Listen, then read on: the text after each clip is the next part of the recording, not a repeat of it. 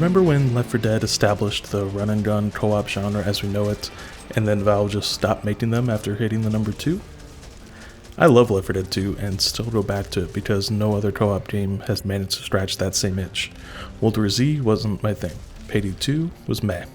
Deep Rock Galactic is great, but different. Killing Floor 2 and Vermintide are fine.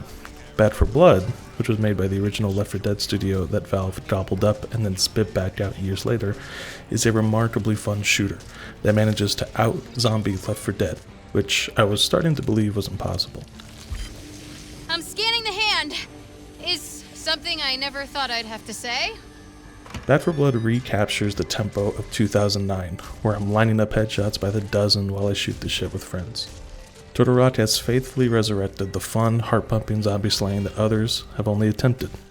Just making an unambitious Left 4 Dead 3 would have been enough for me, but Totorock took a risk by injecting Left 4 Dead with popular game design trends that are probably considered sacrilege to many. Bad for Blood is a 4-player co-op FPS, but it's also a deck builder, a looter, a hero shooter, and even a bit of a roguelite. It's a game that Totorock literally couldn't have made 10 years ago, and it's these smart additions that make it great. Alright, we got this. Just one last stretch. Right from the jump, Bad for Blood flips the premise of Left 4 Dead on its head. You're no longer average Joe survivors scrambling to escape crumbling cities. You're zombie-slaying mercenaries who hunt down infestations, rescue trapped civilians, and gather supplies for surviving settlements. Each bundle of levels begins with your party leaving the safety of the Fort Hope hub world to go look for trouble.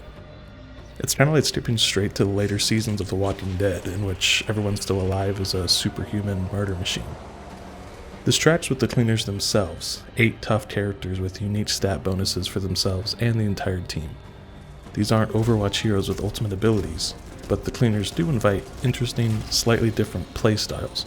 Holly is a melee specialist who earns stamina back on each kill, Hoffman carries an extra grenade and gives the whole team more ammo, and Mom gets a free revive once per mission. It felt weird at first to fret over picking a cleaner, because these aren't considerations I ever had to make in Left 4 Dead. Picking a survivor in those games is more about whose voice clips you'd like to hear. Bad for Blood's cleaners quickly won me over though, not because they have a ton of personality, but because it's fun to play a specific role in this type of game. Even more depth emerged once I started combining cleaner abilities with the game's other standout mechanic, deck building. The starter cards are a bit boring, but before long I was unlocking transformative skills that encouraged me to specialize. Over 20 hours, I've crafted one hell of a support deck that pairs nicely with Doc. By the time I've drawn all my cards, I can carry more medkits, heal teammates better than they can heal themselves, and tank a ton of damage while I revive others. Another favorite card is Buckshot Bruiser, which grants temporary HP for each shotgun pellet that hits an enemy, which is very lucrative against Bad for Blood's lineup of durable special zombies. Honestly, I was ready to hate the card system when I first read about it. It seemed like a way to artificially extend the replayability of Bad for Blood, and as an FPS player I was worried all of these passive bonuses would create a bunch of invisible math for me to fret over. I'm happy to admit that I was wrong and grumpy. I have spent at least an hour of game time building 5 distinct decks, and I keep going back to shift them around as I unlock more cards. It definitely helps that it's only 15 cards to a deck, though it would have gone faster if the deck building menu were designed exclusively for mouse and keyboard. On top of guns and cards, players can visit a store at the start of each mission to buy better guns, attachments, healing items, grenades, basically all the stuff that Left 4 Dead used to just give you in each new safe room, and a lot more. Attachments are especially interesting as they come in different rarities that can offset a gun's inherent weaknesses. I enjoy that everything you can slap on your gun is a pure buff, instead of the give and take I'm used to in Call of Duty's created class, for instance. Bad for Blood is one of the few games in which using a suppressor doesn't tank the damage of your gun. In fact, here it provides a massive sneak attack bonus to any ridden that hasn't noticed you yet. Neat.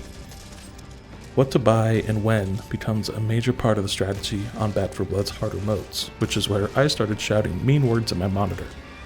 Copper, the in-match currency, becomes much more scarce outside of the recruit difficulty, and the allure of splurging on an expensive laser sight for my M4 over a team-wide medkit upgrade, for instance, is hard to resist. Bad for Blood's main campaign is a pretty long stretch of around 30 levels. There are a few stinkers along the way, particularly the briefer finale missions that end each act, but the majority go big on Left 4 Dead's linear level design. City streets and spooky forests are dense, and there are more avenues than ever to break off and explore. Scavenging for an extra minute before leaving an area often rewarded us with extra copper, ammo caches, or better guns.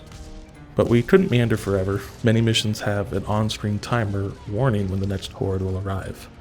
The further you progress in the campaign, the meaner they get. By Act 3, the AI director was throwing sprinting zombies at us that deal double damage and leave acid behind. I've spent most of my time so far on the lowest default recruit difficulty, usually playing with at least one friend.